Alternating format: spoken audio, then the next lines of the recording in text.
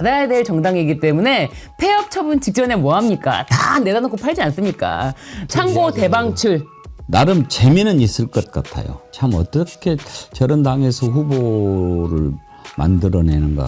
사실 후보를 낼 수 있는 그런 당도 아니지 않습니까? 저는 약간 눈물이 좀 났어요. 아, 너무나 망가진 대한민국을 그래도 하나의 훌륭한 지도자가 다시 회복하려고 정말 잘 준비했구나. 대한민국이라고 하는 이제 고코에는 정말 큰 뜻이 담겨 있죠. 민국, 국민의 나라, 민정의 나라. 이 민자는 백성이죠, 백성. 흰옷 입은 사람, 평범한 사람. 평범한 사람들의 작지만 큰 마음. 많은 사람이 희망을 가지고 행복한 삶을 꿈꾸는 그런 세상의 봄나라입니다.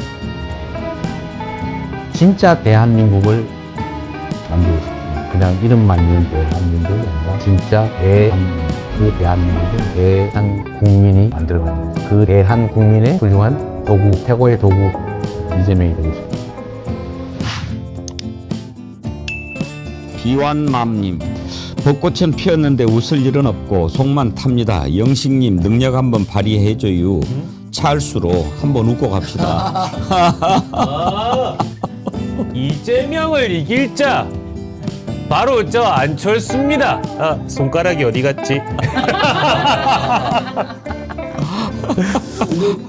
그 안철수가 손가락에 대자를 쓰고 나왔잖아요. 예. 출마 선언문에. 아, 그 손가락에 네. 엄밀하면 원광대 이효진을 썼습니다. 예. 대체가 아니고 원광대 이효진이라고. 이효진 원광대. 네, 이효진 원광대. 대가 맨 마지막에. 네. 예, 근데 어쨌든 한자로 대자라면서요. 네. 그래서 사람들이 그 뭐 하는 시냐고 다 그러는데 아, 본인은 지금 반응이 매우 좋다는데요. 안철수 씨. 어쨌든 이제 기사화가 많이 됐으니까 아, 윤석열을 이을 자 누굽니까? 그러니까 왕자 보고 놀란 것은 대자 보고 놀란다고. 그렇죠. 그래서 안철수는 보니까 너무 이제 존재감 없으니까 이제 그런 짓을 해가지고 존재감을 드러내는 아주 비련하고 같은 안식들이 네. 너무 심하게 아닙니다, 그러시는 거 아닙니다. 한국 정치를 수십 년 후퇴시킨 자 중에 한 명입니다. 그리고 정말 우리가 인상과학이란 말 함부로 써서는 안 되잖아요. 외모에 대해서는 우리가 항상 편견을 조심해야 되는데 그 2000 어느 날 좀 순해 보이던 안철수의 얼굴이 근데 국민의힘 쪽으로만 가면 얼굴이 확하게 바뀝니다. 안철수 완전히 변했어요. 인상이 완전히 바뀌었어요.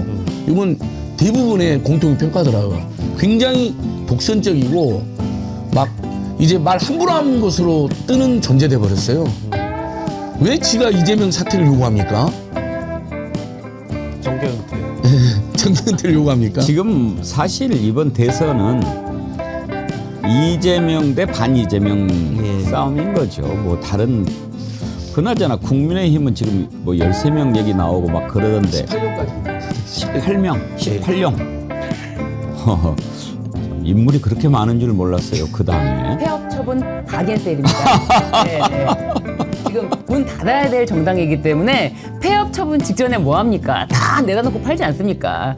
네, 폐업 처분이다 지금. 헐값에 네, 지지율 1%. 창고 대방출. 그러니까 이제 어제까지는 그 국민의힘 그 예비 주자들을 18용이라고 불렀는데요. 네.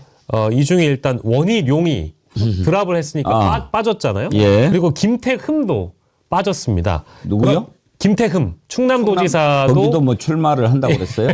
왜 그래요? 다들 지금 지자체장들 중에 출마를 좀 가늠질하고 있는 분들이 있는데 일단은 좀 선제적으로 내려놓은 사람이 원희룡, 김태흠인데 오늘 새롭게 들어간 사람이 또 있습니다. 들어간 사람? 예, 요 안에 입당해서 경선을 치르겠다라고 얘기한 사람이 또 예. 있습니다. 개혁신당에서 활동했던 양향자 전 의원이 국민의힘에서 경선을 치르겠다라고 오늘 또 이제 속보가 떴고요. 그러니까 다시 국민의힘으로 들어간다고요? 예, 그렇습니다. 이제 이런 뭐랄까 움직임들이 많이 벌어지고 있는데 다시 한번 저희가 짚어봐야 되는 것은 국민의힘은 내란에 가담한 정당이라는 것이고요. 그 내란에 가담한 정당은 이 내란을 벌인 자를 옹립시켜서 대통령을 만든 책임에서 자유로울 수가 없습니다. 그러니까 부끄러운 줄 알아야 되는데 매우 뻔뻔하게도 지금 자신들이 이렇게 많은 주자들을 보유하고 있다라면서 지금 대선 경선 룰도 정했고 일자도 잡아서 4월 18일에 이 많은 주자들이 이 브라운관에 들어가지도 않을 텐데 서로가 서로를 지목하는 토론회를 벌이겠다라고 그 룰도 지금 만들고 있다고 하거든요. 가관입니다. 그러면 네. 김건희는 출마 안 하나요? 만약에 김건희가 들어오게 되면 19룡이 되는 걸 수도 있죠.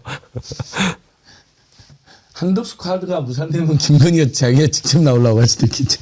근데 김건희는 이렇게 출마하려고 했던 게 아니고 파면이 되지 않았을 때 이제 자신이 다음 대통령으로 통일 대통령으로 나오려고 했는데 뭐 이렇게 돼서 내가 지금 나라도 나가야 되나 뭐 그런 생각을 아마도 한덕수한테 당신이 안 나가면 내가 나간다 나가달라라고 얘기를 이렇게 하고 있지 않을까 싶습니다.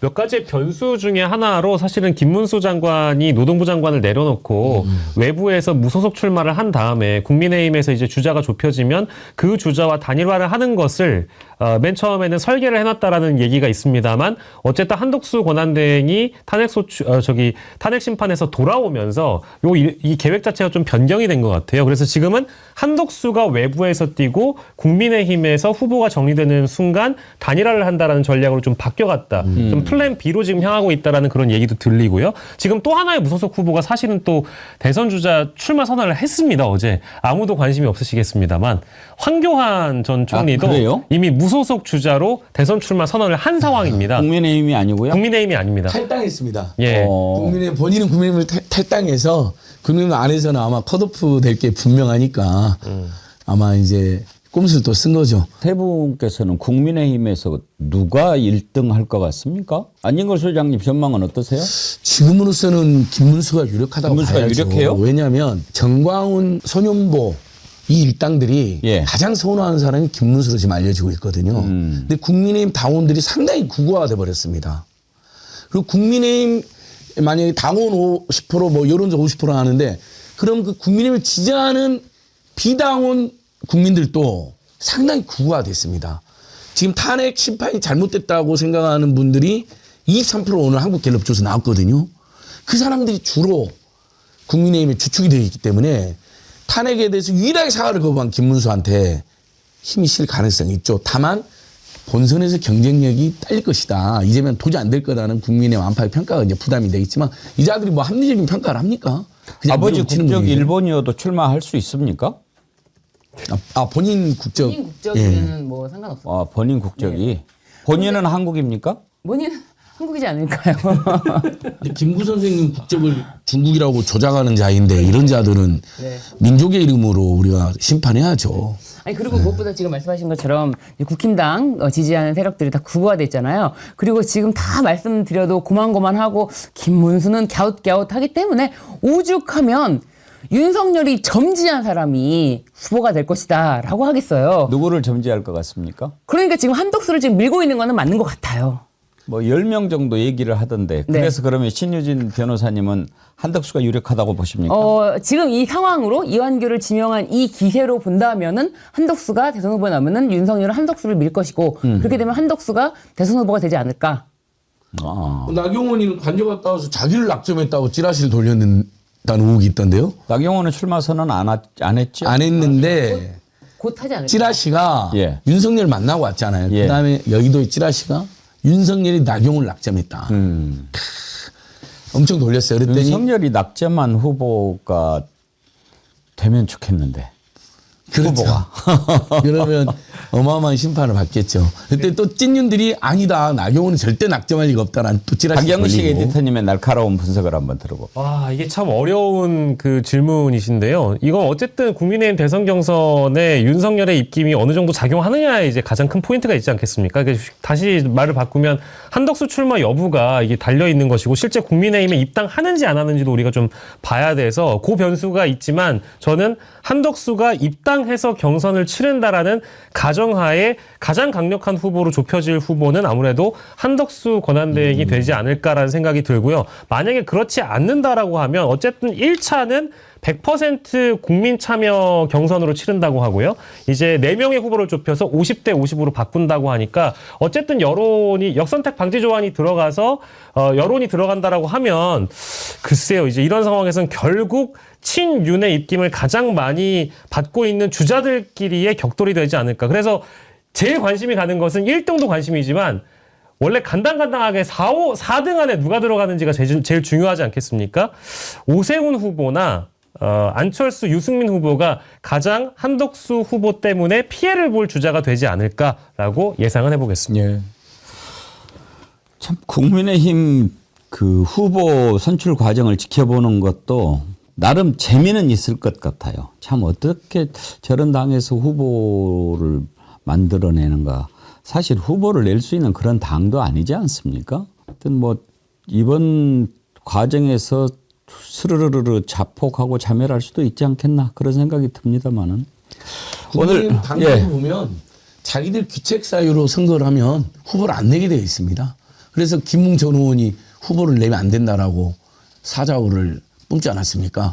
그리고 국민의힘 여기서 우리 백미 TV에서 국민의힘 당사 가까운데 좀 이따 1시에도 촛불행동이랑 시민사회단체들이 국민의힘 해산하라. 예. 후보 낼 자격 없다는 강력 규탄 기자회견이 있어서 이제 저도 방송 끝나고 또 가기로 했는데요. 그 충돌 조심하세요. 거기 보면은 뭐 계속 지금 태극기 부대들이 앞에 와서 와 있더라고요. 집회하고 있던데. 극우 세력이 계속 와 있어요.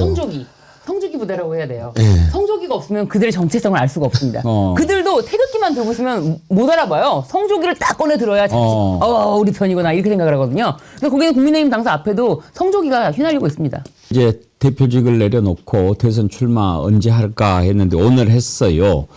그런데 영상으로 이렇게 하는 것이 좀 독특해 보였는데 이재명 전 대표의 대선 출마 선언 한번 영상으로 보시죠.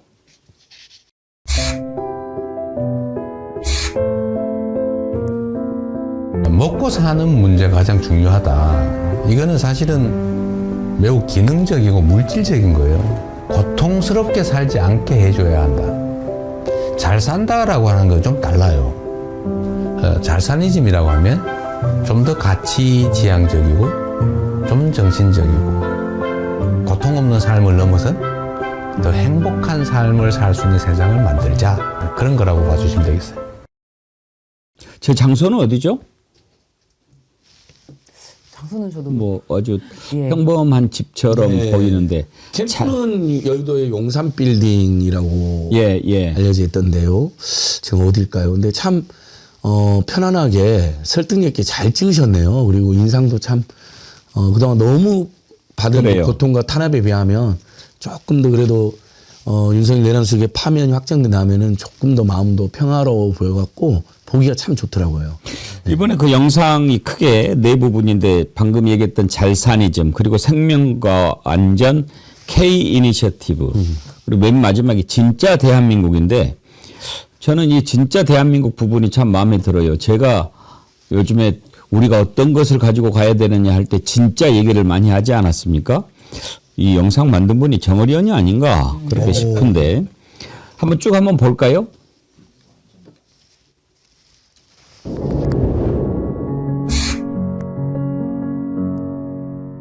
재난이나 아니면 사회적 위기 때 피해를 입는 것은 힘겹고 못 살고 어려운 사람 순이에요. 사실 그 사회의 문화의 수준이랄까 그 사회에 대한 평가는 이 약자들에 대해서 얼마나 많이 관심 갖고 지원하느냐에 달려 있어요. 생명 안전을 유지해야 그 다음 단계 더 나은 삶, 행복한 삶을 꿈꿀 수 있어요. 그래서 국민의 생명과 안전을 지키는 것은 정부가, 국가가 해야 될 가장 중요한 일입니다. 뭐든지 문제를 생각해 보면 우리가 조금 더 신경을 썼더라면 막을 수 있었던 사고로 보여져요. 누가 얼마나 체계적으로 신속하게 대응하느냐에 따라서 피해는 매우 적을 수도 있어요.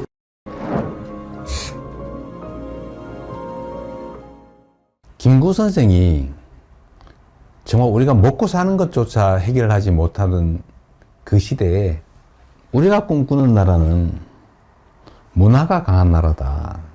문화 강국 얘기를 하셨어요. 정말 저는 우리의 역량을 통찰한 정말 해안이었다. 지금 문화 영역에서는 정말 세계를 상당 부분 선도하고 있지 않습니까? 그럼 우리 K컬처, 한류라고 보통 부르지 않습니까? 근데 여기에 더해서 이제는 K민주주의, 아마 이번 두 번에 걸친 촛불혁명, 빛의 혁명을 통해서 무혈의 평화혁명으로 현실 권력을 끌어내리는 세계사에 없는 이런 일들이 민주주의의 이름으로 이루어졌지 않습니까? 정말 위대한 민주주의의 힘을 보여주는 대한민국이 세계를 선도하는 여러 영역들이 있다고 봐요. 저는 이런 것들을 K 이니셔티브라고 좀 통칭하고 싶습니다. 우리가 비록 규모는 적지만 소프트 파워 측면에서는 세계를 여러 영역에서 선도할 수 있겠다는 생각이 들어요. 그런 나라 한번 꼭 만들어보고 싶어요.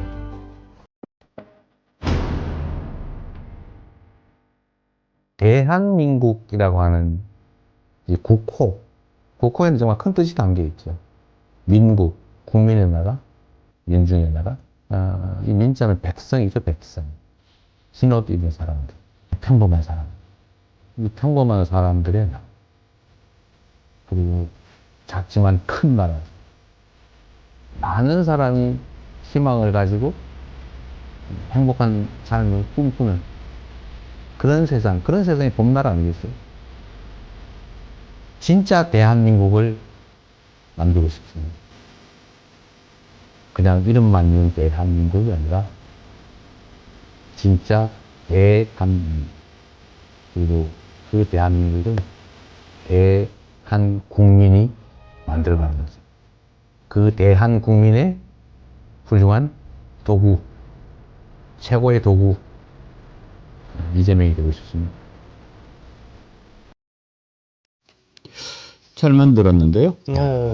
뭐 원래 이제 일찍이 이 오전 10시에 공개된 영상이 나오기 전에도 공부하는 쪽에서 넷플릭스에서 볼 수 있는 이제 다큐멘터리 형태의 영상이 될 거다 이제 이런 홍보를 했었거든요. 근데 실제 영상의 어떤 퀄리티나 이런 것들도 굉장히 잘 만든 것 같고 그 다음 담겨 있는 메시지가 어쨌든 이제 회복의 시대를 열기 위한 차기 대선 주자로서의 어떤 자신만의 이런 비전들을 담아낸 것으로 보이고 가장 마지막에 나왔습니다만은 저는 대한국민이라는 표현을 쓰셨네요. 저는 혹시나 쓰실까봐 타 방송에서 그런 말씀을 드린 적이 있었는데 이게 어쨌든 헌법재판소에서 윤석열 씨 파면 결정문에 담겨 있는 표현이기 때문에 다시 한번 지금의 어떤 이 대선이라는 것이 내란을 종식하고 내란을 진압하고 그 이후에 새로운 대한민국, 진짜 대한민국으로 나아가기 위한 어떤 전초전 아니겠느냐라는 그 성격을 또 규정하기 위해서 대한국민이라는 표현을 쓴 거는 저는 뭐 아주 잘 썼다라고 봅니다. 예.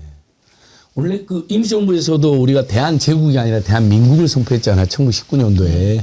그 자체가 이제 강하고 아름다운 나라, 그러나 황제가 아니라 양반이 아니라 정말 백성과 국민이 주인된 나라에서 대한민국을 선포한 건데 1919년도에 아마 이번 주인가가 임시정부 선포 줄 거예요. 그렇죠? 아마 우리 애청자들께서 또 다 올려줄 텐데 반응들이 정말 좋으시네요. 우리 애청자들께서. 저는 약간 눈물이 좀 났어요. 왜냐하면 너무나 망가진 대한민국을 그래도 하나의 훌륭한 지도자가 다시 회복하려고 정말 잘 준비했구나. 특히 내란 졸개들의 내란 졸개들의 출마 선언하고는 완전히 차원이 다르잖아요. 정말 우리나라가 어떻게 해야 되는가. 먹고 사는 생존의 문제는 당연히 해결해서 먹사니즘으로 다만 그보다 좀 더 정신적으로도 행복하고 건강하는 잘사니즘으로 그냥 생존권만 해결되는 게 아니라 그러면서 김구 선생이 설계했던 문화가 강한 나라, 아름다운 나라. 그래서 백성이 준된 나라. 그게 대한국민, 대한민국. 그러니까 좋네요, 참. 이제 역발상 차원에서도 굉장히 좋아 보이는 건 어쨌든 정치인이 어떤 선언을 하거나 뭐 출정식을 하거나 하면 굉장히 삐까뻔쩍하게 사람들 많이 모아놓고 세를 과시하기 마련이기도 하고 사실 그래도 되는 위치이잖아요. 뭐 여론조사상 어쨌든 뭐 대선 주자 1위 후보로서 계속 조사 결과가 나오고 있으니까요. 근데 그럼에도 불구하고 뭔가 영상을 공개해서 대선 출마 선언을 한다라는 것은 뭐 어쨌든 지금의 자신의 위치, 자신의 어떤 포지션을 더 극대화시키는 그런 방법이 아니라 이렇게 작은 캠프로서도 경선을 치를 수 있다라는 걸 보여주는 역발상이니까 이런 거에 좀 더 뭐랄까 사람들을 감성적으로 건드리는 그런 방법이기도 하겠네요. 저는 이 부분이 굉장히 인상적이었는데요. 평범한 사람이 희망을 갖고 그리고 행복을 꿈꾸는 그런 세상, 그런 때가 진짜 진정한 봄날이 아닌가 한다라고 하는데, 이 평범한 사람이 행복을 꿈꾸는 그 희망, 그런 게 제 마음에 몽글몽글 솟아나면서 날은 봄이지만 아직 봄이 오지 않았는데 이제 앞으로 곧 대한민국의 봄날이 오겠구나 하는 생각이 들어서 영상이 매우 좀 감동 있게 봤습니다. 예. 그 임시정부 수립일이 4월 11일 내일이랍니다. 우리 애청자들이 또 바로 다 알려주시는데 더더욱 의미 있어 보이지 않아요? 네. 그 임시정부가 선포한 헌장을 보면 여러분 정말 깜짝 놀랍니다. 한번 찾아서 읽어보세요. 김인현 3.1 혁명 독립선언서도 너무 멋있지만 임시정부 헌장이 1948년 12월 10일 날 발표한 유엔이 발표한 세계 인권선언문 있죠. 네. 세계 인권선언문보다 훌륭합니다. 세계 인권선언문이 우리 임시정부 헌장을 베꼈다고 느껴질 정도로 잘 썼어요. 당시 어떻게 그렇게 수준 높은 민주주의와 국민주권의 나라를 선포했는지 모르겠어요. 그래서 오늘 이재명 전 대표 출마 선언, 내일 임시정부 수립일, 이게 딱 맞물려서 정말 대한민국이 완전히 새로운 희망의 물결로. 네. 그리고 캠프도 60명 규모로 아주 단촐하게 꾸린답니다. 예. 다른 좀 지지율이 상당히 약한 후보들한테 뭐 이렇게 위압감이라든지 소외감을 주지 않고 경선부터도 좀 더 공정하고 합리적으로 하자라는 표신 같아요. 캠프를 서로 들어가려고 한다는 거예요. 근데 대표가 단호하게 정말 우리 60명 정도로만 단촐하게 하자. 다른 후보들에는 배려도 해야 된다. 막 다 몰려드는 모양새면 보기도 안 좋지 않습니까?